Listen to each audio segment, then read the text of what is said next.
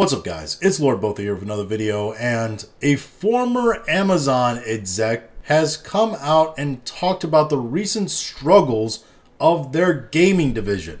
This comes to us from Culture Crave via X Twitter, and this is from a man named Ethan Evans, who is the former vice president of gaming at Amazon. This was a LinkedIn post that he made that's been screenshotted and posted here. So let's go ahead and read what he has to say. As VP of Gaming at Amazon, we failed multiple times to disrupt the game platform Steam. We were at least 250 times bigger, and we tried everything, but ultimately Goliath lost. Here's why. The 15-plus year-long attempt to challenge Steam started before I was VP of Prime Gaming, but we never cracked the code. Not under my leadership or anyone else's. The first way we tried to enter the online game store market was through acquisition. We acquired Reflexive Entertainment, a small PC game store, and tried to scale it. It went nowhere. So you bought a competitor, threw a whole bunch of money into it. It doesn't sound like you actually made that much of an upgrade to it, and you wonder why it didn't beat out the company that was A,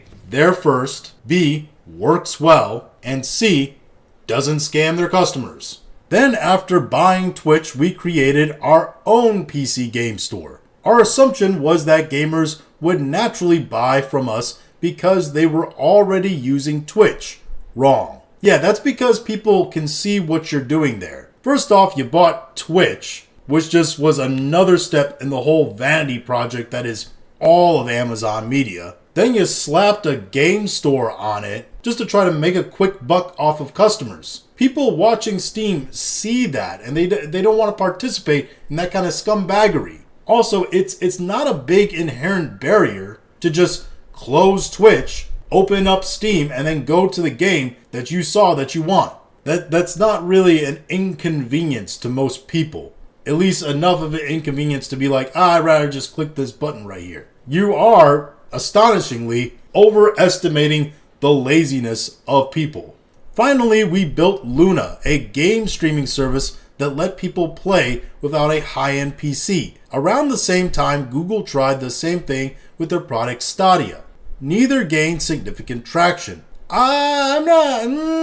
Stadia was definitely a lot more palatable. People definitely knew Stadia over whatever you put out. The whole time, Steam dominated despite being a relatively small company compared to Amazon and Google, which is wild to say about a company that's worth almost $8 billion. The mistake was that we underestimated what made consumers use Steam. It was a store, a social network, a library, and a trophy case all in one. And it worked well. Exactly. What did I say earlier? A good formula to be successful in any business. Be the first to market, have whatever product you have work really well, don't scam your customers. It's really that simple. At Amazon, we assumed that the size and visibility would be enough to attract customers, but we underestimated the power of existing user habits. We thought that everybody would just come to us because we're Amazon and everybody recognizes our name. We didn't think we'd actually have to, prove to people that our product was good. What kind of asinine culture is that in a workplace? And that has nothing to do with user habits. It has everything to do with an existing product is already good. So why would I move to another product from a big name company that's just an imitation of something that already works good? Plus, we live in a day and an age where the culture is kind of mounted a perception that anytime when you have a massive corporation like Amazon and they make a knockoff of another company's product, it typically is felt that that's going to be the lesser of the two products. It's not going to be as good in quality. And it seems like at every step, that assumption was proven right. We never validated our core assumptions before investing heavily in solutions. That's code for we just threw money at the problem and we didn't actually investigate what might work. We needed to build something dramatically better. The truth is that gamers already had the solution to their problems and they weren't going to switch platforms just because a new one was available. Well, frickin' duh. Customer acquisition is the hardest point of any business. How do we get the customers in the door And how do we get them to buy when they're in here? Those are the two big questions that businesses are always trying to solve. And guess what? You don't solve them by just recklessly throwing investments at a problem and, as you put it, not validating our core assumptions. We needed to build something dramatically better, but we failed to do so. And we needed to validate our assumptions about our customers before starting to build. But we never really did that either. Those two sentences there just sound like a lot of words to say we were absolute idiots. And we kind of thought if we just made a product, people would buy it. And we couldn't figure out why people weren't buying our product just because they didn't want it.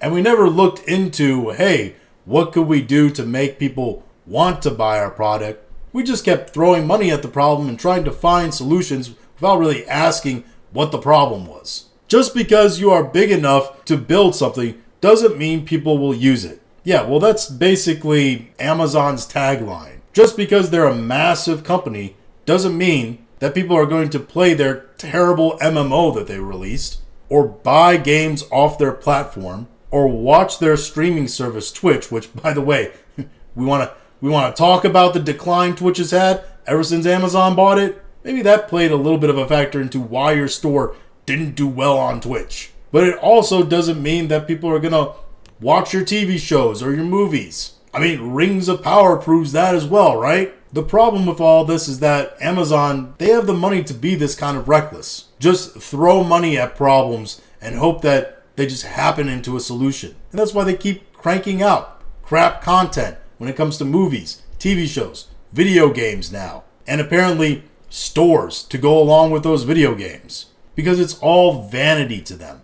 They don't care if they lose money on it because they got money to lose. It's all about relevancy. It's all about being able to brag at parties that you work at TV for Amazon, this giant, massive LexCorp corporation. But at the end of the day, if they continue this strategy, it's never going to work for them.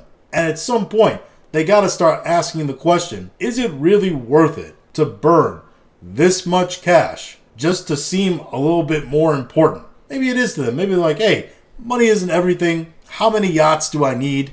I'd rather be able to say I'm part of cool, socially relevant things, even though they're not cool, socially relevant, or culturally relevant things. Nobody's talking about them or care about them. But with a foot in the door like this, they can at least still talk about them at parties. So I guess that's what they're into. That's the only reason to explain all these vanity projects that Amazon is involved in.